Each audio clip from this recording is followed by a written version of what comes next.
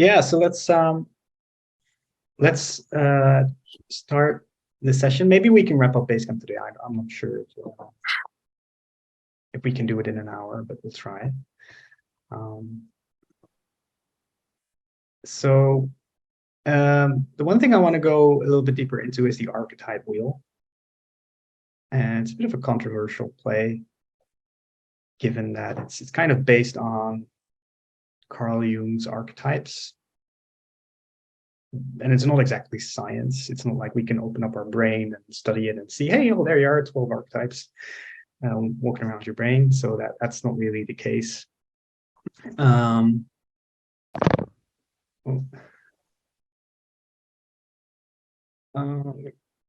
this one for now. Yeah, so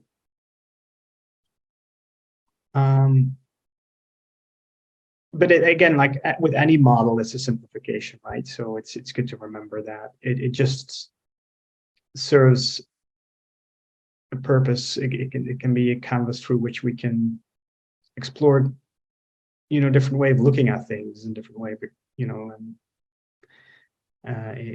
engaging something.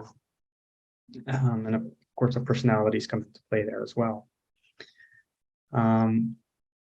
So and brands use this too, to position the brands, to give the branding a strong archetype.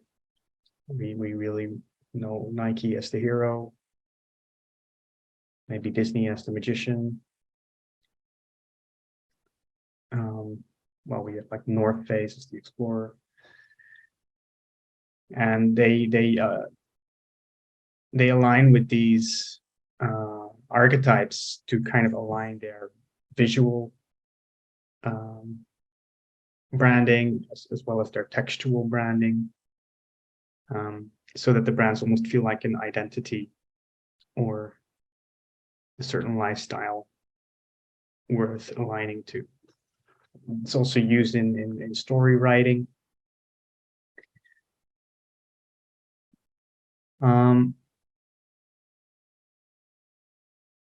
Any one of you familiar also with that kind of work, or maybe in psychology? Or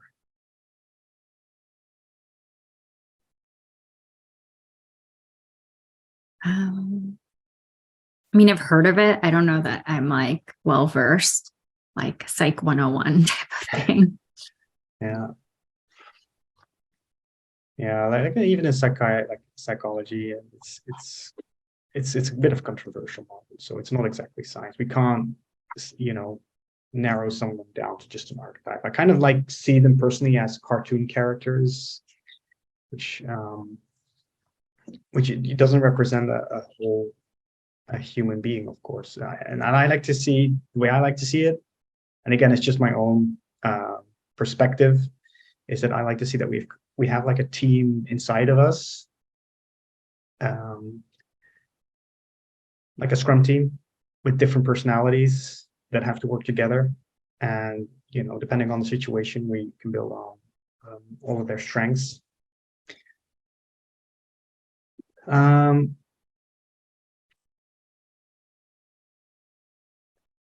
Yeah, so I'm just going to go to the right a little bit here, and just to give a little bit more context to those archetypes. And for each archetype, I mapped a strategy. Which way? So what's the preferred strategy of this direction, but also the strategy of the archetype? A motto, something that archetype might say or live by, but also a fear and a weakness. And you can zoom in and zoom out these very archetypes. Again, it's not exact science. It's more like a mental map. And it's very interesting when you kind of line up all these different fears and weaknesses and then figure out kind of when when can we really go wrong with these, or when can they really help? It's good to be mindful of that. And when we talk about agility, it's about finding better ways. I kind of personally think agility is more of the explorer, right? We're trying to find better ways, and it's about freedom, but also about liberation. But you can identify all of them within that agile spectrum, right? There's psychological safety there, there's servant leadership there. You want that connections, intimacy. There's mastery and empowerment. So all of them are definitely present.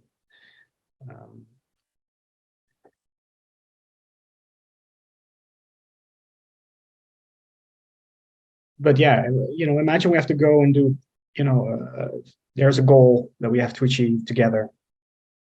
And if you work with a team, there can be some conflict about the way we're gonna approach that goal.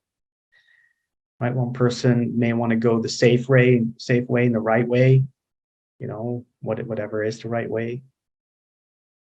Or maybe the common way, like the way we've always used to do it. But someone wants to maybe try a new way, the impossible way, imagine a different kind of way. But then maybe someone wants it that could be hard.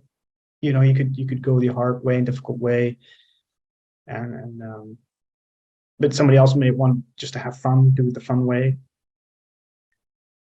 And you can kind of align them there. The hard way, you can make it fun to go the hard way, or you can make it fun to go the smart way. And this is what we kind of, I think, what happens if you have different personalities on your team that lean more towards one or the other, and they want to go in different ways.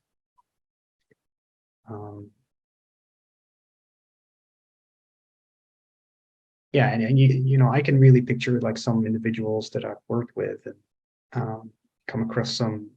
Sometimes we get these frustrations about how we're going to do this, right? So one may want to have like the elegant way. They want to have really refined and invest a lot in design and planning and making it pixel perfect.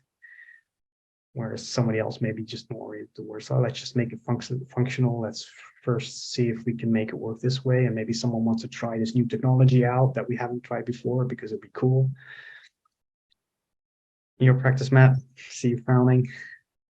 Well, my question that's been bugging me is I see myself in a number of different archetypes. Yeah, that's a type, because you're not just one, right? I would say you're all of them, more to maybe you're inclined, like leaning more towards one than the other, because that's a fundamental thing that drives human life. But it could also be situational, right? In some situations you may be more aligned to the one than the other.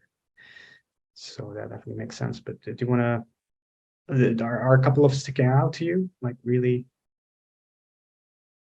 I mean, a few different weaknesses stand out, a few different fears from other archetypes, a few different strategies and such. So I'm literally all over the board. It's not like it's like, oh, this one fits me, these all 5 of these fit me. It's like, no, like this one here, one over here, one over here, one over here, one over here. So I'm literally all over the board. Yeah, no, but that's because I think all these fears are present, but to a degree, I would say, and specific to certain situations. Sometimes we may be more fearful of one thing than another in another situation. And maybe that's something for me to track, is when, because maybe it is situational. Absolutely.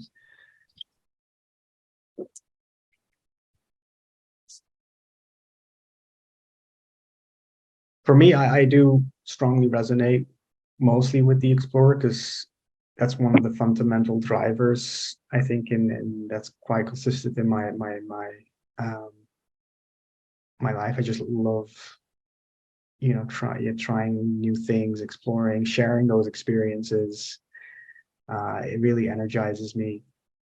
And I also can recognize myself in those weaknesses that, you could leave the group and just go solo journey, but then you have no one to share that experience with. And so yeah, becoming that misfit, a wanderer, wanders everywhere, belongs nowhere. So for me, that's knowing that can help me a lot, because having a good group around me, like a travel group, that's I think where I'm very strong, and makes me stronger. I can learn, have fun. So that's why the road to mastery is kind of tailored to that. But that's not to say all the other ones aren't there, right? We do want to control risk as well, and processes. And sometimes it's also kind of the way I kind of look at it. Also, maybe the outlaw and the ruler, they're not very dissimilar. I mean, the outlaw may reject the ruler, but may want to become a ruler.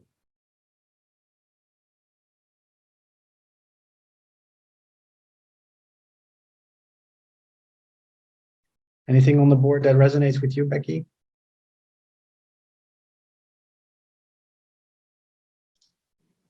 I think I'm quite clearly a caregiver. I can't help myself. Yeah. Well, you help other people, but you can't help yourself. Yep, that's me. And yeah, it's also, I think, about adaptability, right? If you find yourself, caught in those weaknesses, you could ally with other archetypes that are part of you. So, well, when in coaching, I sometimes find like, people get stuck because they're wondering what's the right way, because they're very much tailored to safety. They want to do it the right way, do what is expected of me. I want to know what's expected of me and then meet those expectations and do it the right way. But what if the right way isn't clear? Like, what if it's so complex there isn't a right? No one knows, because there is no book that tells you to do X, Y, Z. So then what? You get stuck.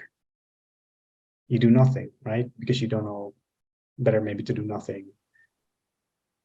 And then maybe the sage will be their friend, because they will look for like information. Maybe I can learn more, like figure out what the right way is by looking up some more information. I want to do it the smart way. But what if that isn't there, that information? Again, you get stuck. So who do you need to align with? Like maybe the explorer, maybe outlaw, figure out a way. Or just maybe go for fun, it doesn't matter, let's go for fun. Or go with someone else. Do it someone else's way. Like let's see what they will do. Let's do it together. And this is, I think, the adaptability and mindset, the strategy. There's always another way. And I think that's an essential thing in coaching, to remind yourself that there's always another way.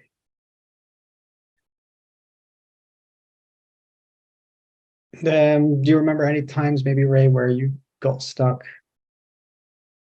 It used to be. I don't think it's as much anymore, but there was a tendency to kind of get stuck kind of in the want to be the ruler control mode, just to kind of like the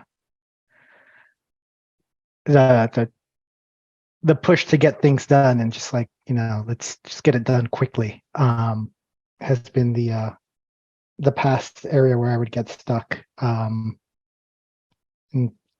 it's funny because I think now that's the one I probably use the least, because I step back and I really try to kind of get in the exact opposite side of it, the empower side, where I try to focus on the empowering, not as an overcompensation, but just realizing the limits and pitfalls of the past situations when I was stuck in that ruler stance.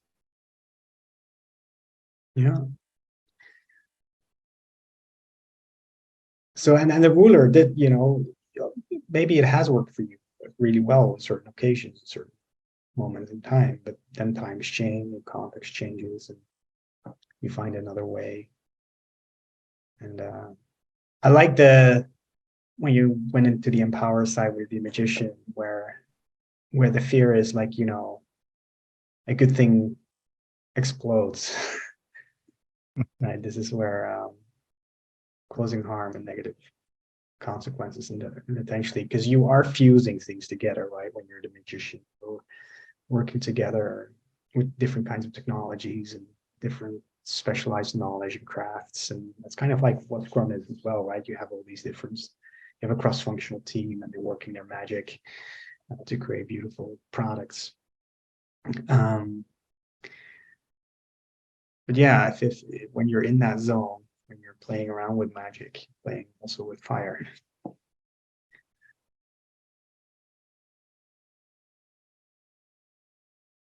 And that fear could maybe lead to people going into their silos, right? Just doing what I'm familiar with doing, what I'm good at doing. I don't want to experiment too much. I just want to do what I'm used to. And that's safe. That's safety, right? But it's I think also interesting to remind ourselves, like sometimes we have agile coaches and they want to they're hell-bent on making individuals more agile. I think that's kind of dangerous. This agile is meant in the context of the organization. Make the organization more adaptable because it's becomes those rigid bureaucratic structures. Of course, the organization is contrived of people,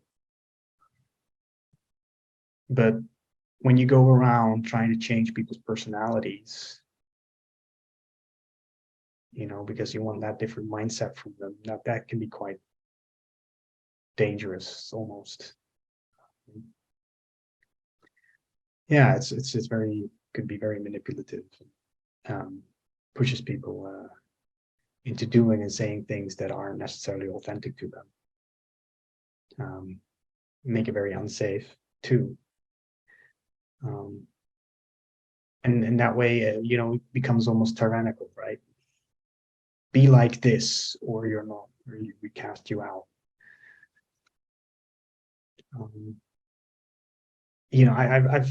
I've experienced this a couple of times with some agile coaches I work with.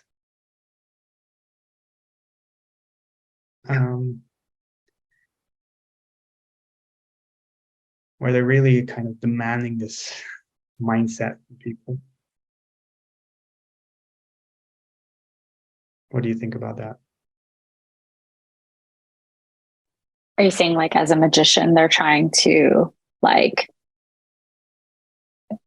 almost like win people over, but not the whole system or the whole org? Yeah. Yeah, so you need things to be in harmony with each other, right? And you may have to manipulate something here and there to. And manipulation is a kind of just a strange word, because what is manipulation? A coach once said to me, "Isn't all communication an attempt at manipulation?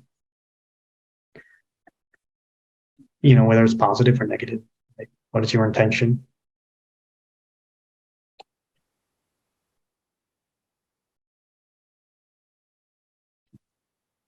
Yeah. I think sometimes, it's interesting. I don't know if these are meant to be opposite each other, but like sometimes it's like a way to move towards, like, if you want to move towards some of the ideals, you might see that as within your own control. Like, hey, I can actually influence this individual. I can coach them where I don't have a sense of control over the whole system. Like here I can, it can feel like you're not empowered. So like you impose a level of structure on where you can exercise that influence. And so I think this tool is interesting in like the way that you've been talking about it, of if you look at a system and you can say like, what is present in this system? Hmm. and what isn't present, and like what does it need and what doesn't it need, because that could be interesting without like making it about the individuals Mhm. necessarily, because then you could dynamically say, hey, is this serving us? Like, is it not serving us? What do we want to do differently? Versus like, if you just look at the individuals, it might make it harder to have that kind of conversation. Yeah, absolutely.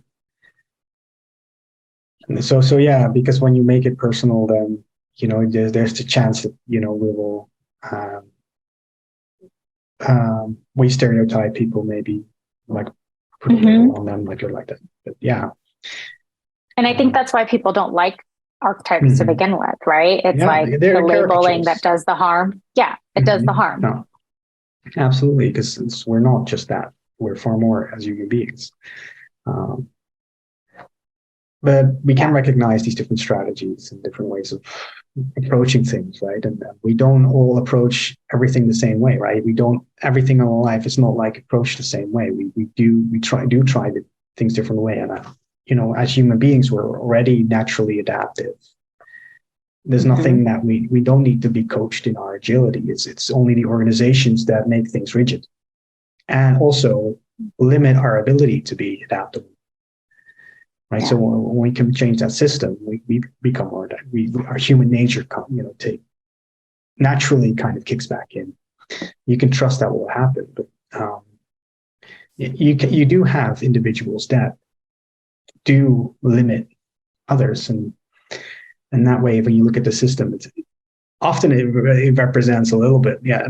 Again, I'm just more my own subjective experience, but it sometimes resembles maybe the CEO or whoever's running a company and their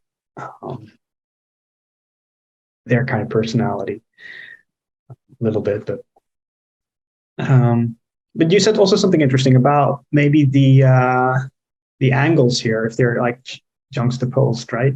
It's almost like the ruler's about taking control and magician is about exerting,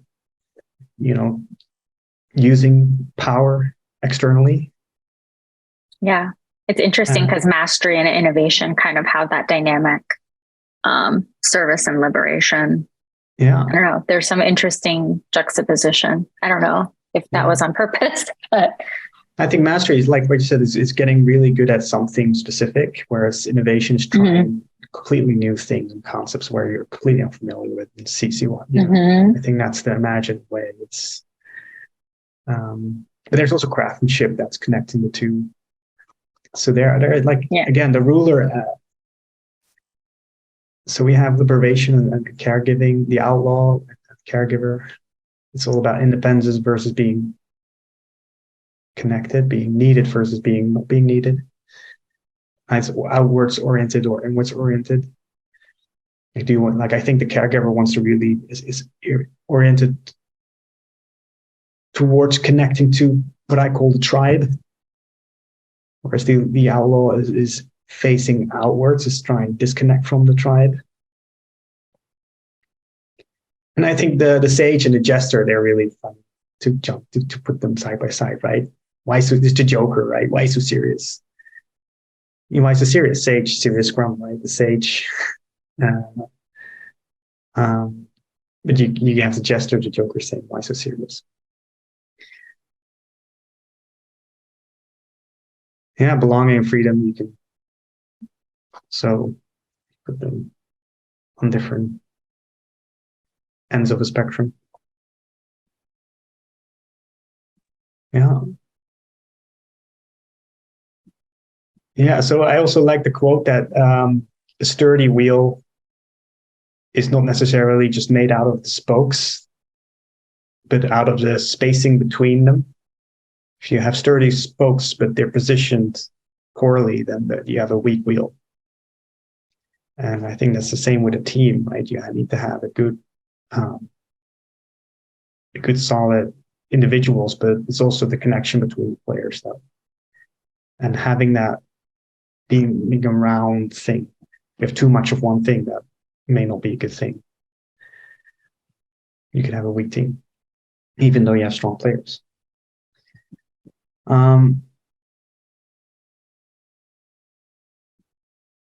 Yeah, so shall we move on? Is there any other comments on this?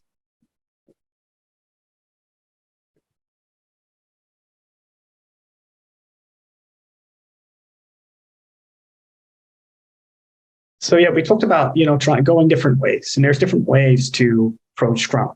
Like so many ways to implement, and I almost say implement Scrum, but I don't think Scrum really can be implemented. It's practiced and played. Yeah, you can go the fun way. What's the fun way to play Scrum? You can go the hard way and the smart way, and maybe a combination of them as well. And I think that's what I'm looking for is kind of this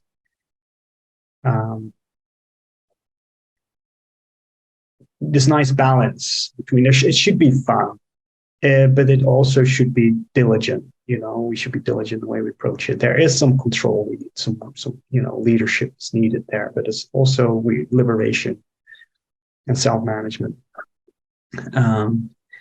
So how do we balance this out? And this is kind of what I feel like coaching an organization is constantly trying to find that balance. So there's good reasons to Scrum that we think a good approach is, but there maybe we also know about some poor reasons and poor ways to Scrum. And the way I've kind of put them on this visual is that in general, when we try and go the easy way, we don't really end up with a very good Scrum. Whereas Scrum is generally very difficult, very hard in practice. So let's try this. Can you together brainstorm maybe some good ways and poor ways to do Scrum?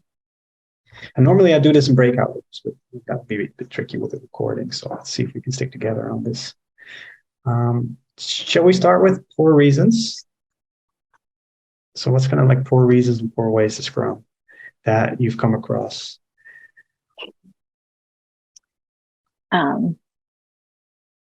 Because my boss told me to. Yeah, very common, right? Well,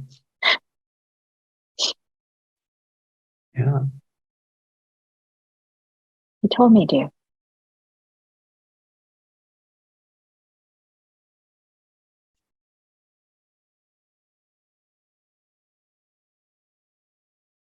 Twice work, half time. Yeah. Nice one, Ray. I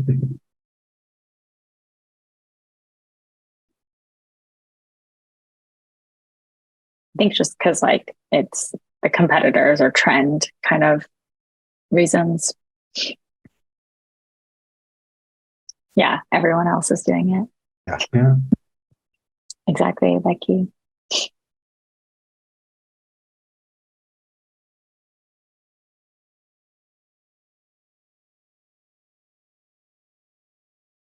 Yeah.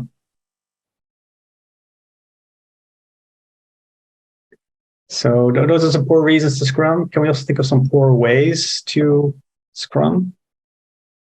So what kind of approaches to Scrum don't necessarily bear fruit?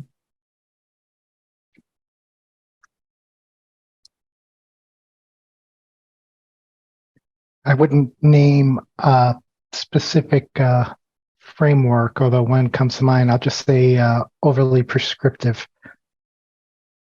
That's a good way to put it, right?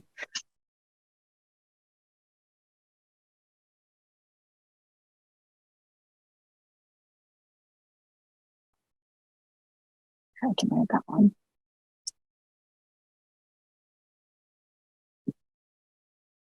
Yeah, that I see a lot of terminology hacking, the changing the names, Mm-hmm. the titles without changing the environment. So yeah, we'll just rename our project manager to a Scrum Master.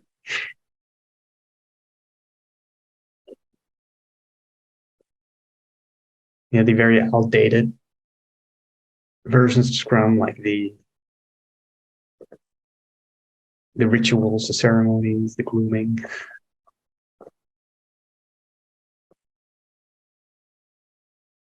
Yeah, the no flexible scope variant that complete all stories by the end of the sprint.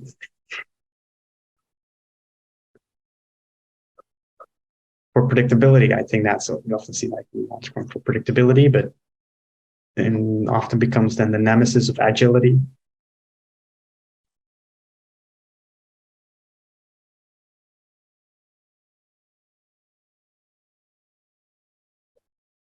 Yeah, this is one I see very often, that we don't want to do Scrum really, but we insist on calling whatever it is what we're doing Scrum. And I always wonder why. Like, well, what's that? No, we don't want to do this, we don't do that. Then it feels like, well, if you say that we're not doing Scrum, then you're just dogmatic. Or Right. But yeah, why do you insist on calling it Scrum if it's not Scrum, right? If you want to do something else, call it something else. But if you insist on bringing your hockey sticks to a football match, then why do you insist keep on calling it football? Yeah. Because they don't know what to call it. Mm. And how do you hire for that position? It's easier to hire a Scrum Master. Yeah. Because that's what the cool kids are doing. Mm-hmm. I want to be a cool kid. Yeah. Yeah, and just because it's impossible, when they say it's impossible here, or it generally means just very difficult to do so, and we struggle with that. I think instead of saying Scrum doesn't work, it may be better to say, like, exactly what is it that we are struggling with. So rather than saying, well, Scrum doesn't work, okay, well, tell us what exactly is that you find difficult and hard. Yeah, so like changing the names is easier than changing actual behavior.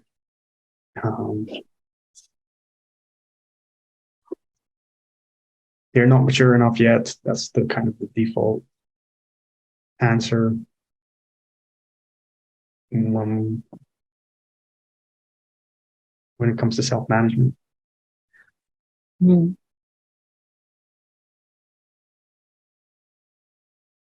Yeah, let's go to the other side.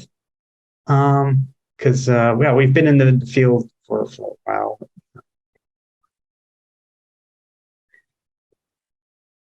And yeah, when we start Scrum, maybe in the beginning, in the early times, we think, oh, hey, Scrum sounds cool. That's all Scrum. Yeah, you be the Scrum Master, you be the product owner. Let's go.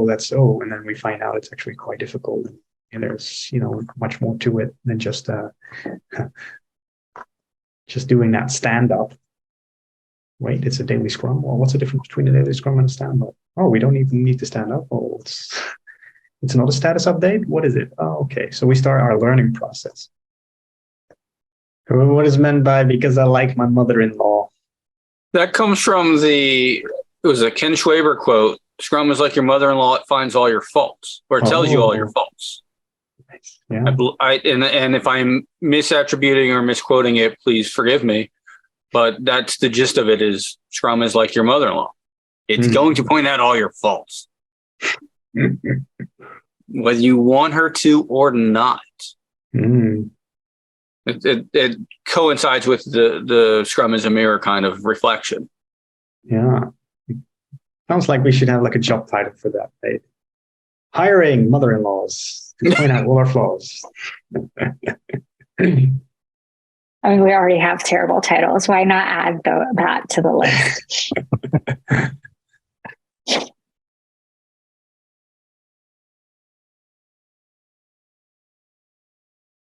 Yeah. Yeah, I had to make sure to use the learning instead of the F word, because people, I don't mean that F word, but people, they just, it has too much of a negative connotation if you say fail fast. So I wanted to make sure that, it's, and it's not really about the failing, right? It's about what you learned when you experiment, which I saw somebody else put, and it doesn't work out the way you thought it would. Mm-hmm. Yeah. Failure way towards success, right? Fall upwards. I think one of the things too, like in terms of approach that I realize is this emphasis on cross-functional collaboration. Like if Scrum is only for your developers, you've missed it. Mm-hmm. Yeah. Yeah, and that's where often we see like kind of like the core ways of doing Scrum, where you only have one silo, and then Scrum is often then just used for predictability, like where you know, to more faster, better kind of mantra. And I think Ray put this on the other side, but like not in a complex domain. And I've seen that too, where like if you don't have a complexity in your environment, Scrum might be the hard thing to do. Like, yeah, you know, or someone put like you're delivering, it's like a 2-year project. Like, yeah. Okay. Well, if you can make an investment for 2 years, knowing it will pay off, you know, doing all that pre-work and then research and everything else, and you're so heavily invested. And if it's simple enough, if you know exactly where you're going to get, then you don't need inspection and adaptation, right? You don't need to inspect because you know. Right. Like there are like good reasons to do waterfall projects. Yeah. When there's but not I also certainty. kind of, with waterfall, this also kind of see like, and I've witnessed this with digital agencies I joined as well. And they started, when I joined, they were working waterfall. Everything goes everything is rosy up to a point, right? Oh, yes, they're very happy with the designs. And, you know, we know the customer's going to be happy. So we know exactly, all the scope is defined and we know exactly what the customer wants. And we're sure that if we're going to build this, customer's going to be happy and then we're going to build it. And then, you know, crunch time, and then we have to make either move the deadline, or we have to cut scope, or we have to do something with the budget.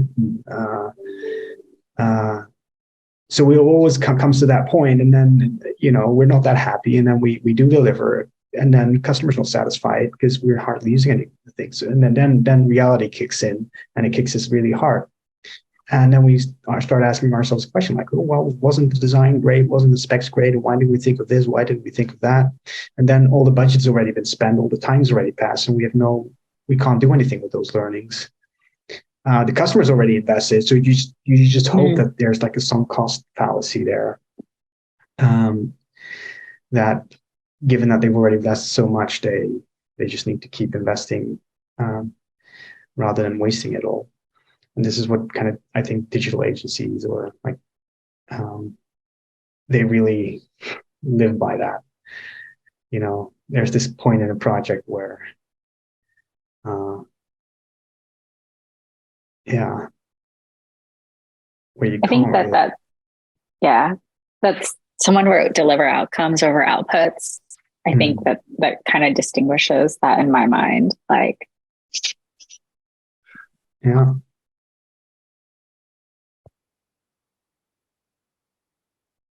Yeah, and those are that is tricky. So we talk a lot about simplicity, right? Simplicity is the art of maximizing the amount of work not done. And then the crazy thing is that simple things are very difficult to do. are incredibly complicated. Come up with simple solutions to complex problems. I always kind of have to encourage developers to come up with stupidly simple things that work. And not necessarily talking about workarounds. I'm talking about, what's the least we need to do to satisfy this particular requirement. And then we can take it from there, right? It doesn't have to be perfect, but what's the least we need to do to at least satisfy the requirement? And then we can incrementally refine it, so to speak. Because what I think, developers generally want to check all the boxes and, everything's thought through properly. And that's, of course, very diligent. And that's what they should do. I've done, a fair bit of programming, and But yeah, they do this by the nature that complex problems require complex solutions. And that makes them look smart. If you make those architects, they make these really intrinsic designs and patterns and everything. Again, trying to check all the boxes and everything that could possibly go wrong, all the scenarios, everything accounted for. The same with QA does that. And of course, that's there's nothing inherently wrong with that, but it does become a problem when those become like preconditions for achieving your intended outcomes. Like you could incrementally get there rather than having to wait until everything is checked off before you decide to release something. If you can, you know what I'm saying? Like you can talk about a login feature for a website. You can imagine a very rich login that checks all the boxes, or a very simple way. You could start simple and then incrementally expand your login functionality. And the same with designers. They want to, of course, show, I think, and demonstrate, a really rich design.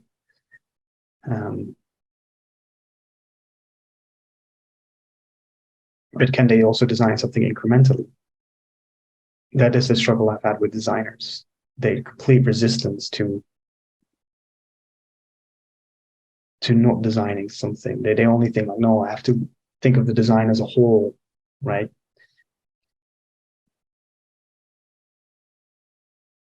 But is that something that is it just my experience, or do you have some experience with working with designers?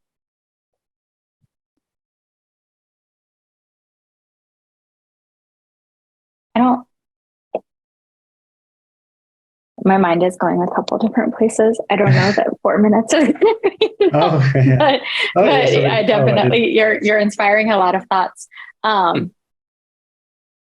was just thinking when you started down this path, like I had remembered having this conversation once with like one of my teams where like there's a distinction between simple and easy. And like that's important because like, and part of it is like we want to like create iterations that we can ease some of the changes that we want to make. Like yeah, it could be easy to look at a problem and say, here's a solution and put it in place. But if it's hard for you to change, like, or build on or incrementally improve, then you've made it hard for yourself. Like and so like this, it's like actually like providing a simple, like iterative slice to build on and then go through. And now that's actually very complex because you have to think like, hey, I have this problem. What is a layered solution space for this? And like, hey, let me try A, get feedback. Let me try B. Let me see what I got as feedback, incorporate, go do B, C, I think, Becky, you have a little bit of a dual track thing going on with discovery and development, and maybe in separate tracks. Yes, I have done in the past. I do find it's quite difficult for designers to think about things simply and to keep things small and design incrementally. Yeah. I think it's partly because like the developers are focused on the sprint, but the designers are focused on the sprint and I was talking about this with somebody this morning, and the future, but also the past, whereas the developers are just focusing. So I think the context switching is more difficult for the designers. Which is why you end up with these dual track sprints. Yeah, I learned this one too, and I think that vision needs to be beyond that. Yes, sorry, Michelle. Oh no, it's okay. I've heard too, like for designers like this challenge of like thinking holistically or big about the problem space, but then working small iteratively towards that, like solving that problem. I think that's actually also true for programmers. Mhm. So we don't necessarily acknowledge it, but they have to think holistically about, how, Mhm. and they have to make their code, write it in such a way where, it does become like an independent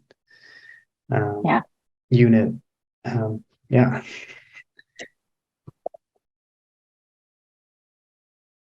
Yeah. So it's already an hour past.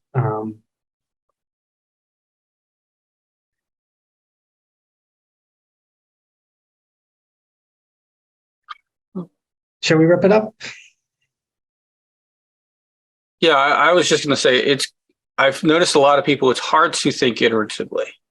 I keep going back to your case of the creating a login. What happens a lot, and I fell victim to this as a developer. I've seen it from product people. They're already either trying to think of what it's going to look like in the end. We need to have all this data. When you really think about it and simplistically put it in there, to create an account, you need two pieces of information. You need a username and a password. But everybody wants to have what's all of the profile data we want to collect. And they kind of group that together. Yeah. Because it's just, while I'm in there, it's easy to add this. It's easy to add that. It's easy to do this.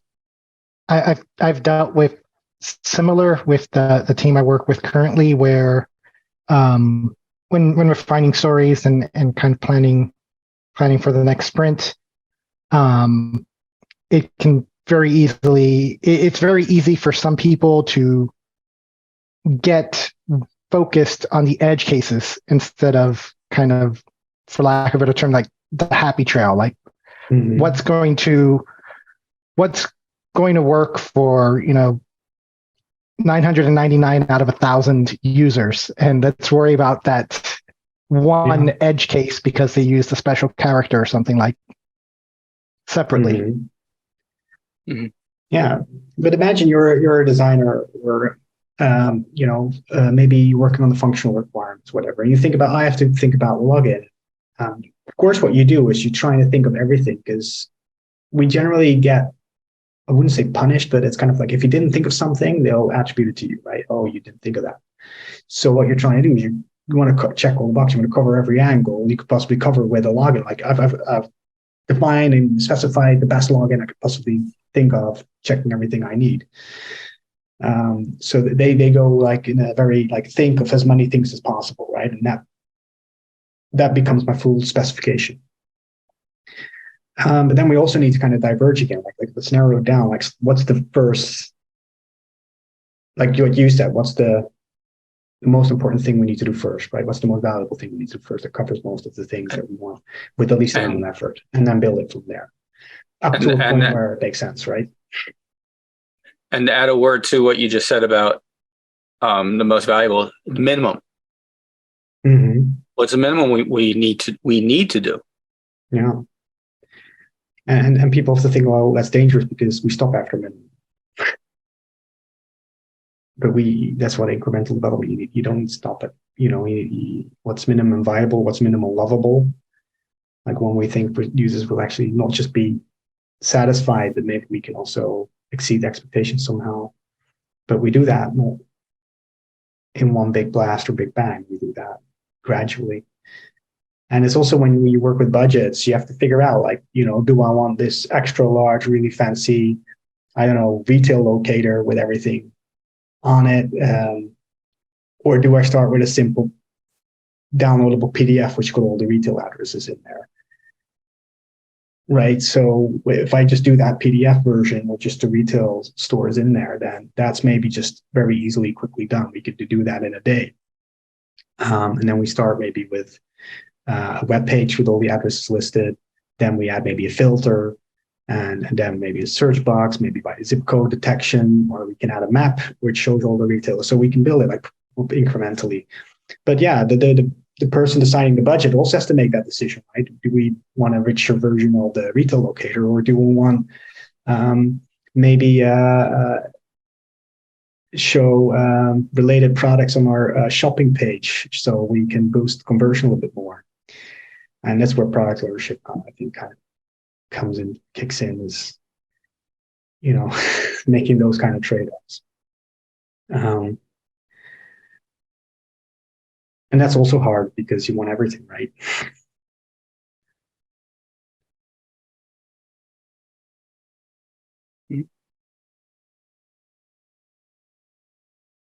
Yeah. So there's, yeah, you're familiar with that. I think Scrum is hard and disruptive. That may be worth checking that document out by Ken Schwaber. It's 2006, but still, you know, reads very actual. I think still very relevant for anyone who practices Scrum today. It's a good read for leadership. But we'll, I think we're just going to wrap up Basecamp here. And then we'll do another season somewhere next year, going agile backpacking. Thanks for doing this with me. Thanks for inviting us along, Stuart. Yeah, thank you, Stuart. Yep, thanks. Yeah.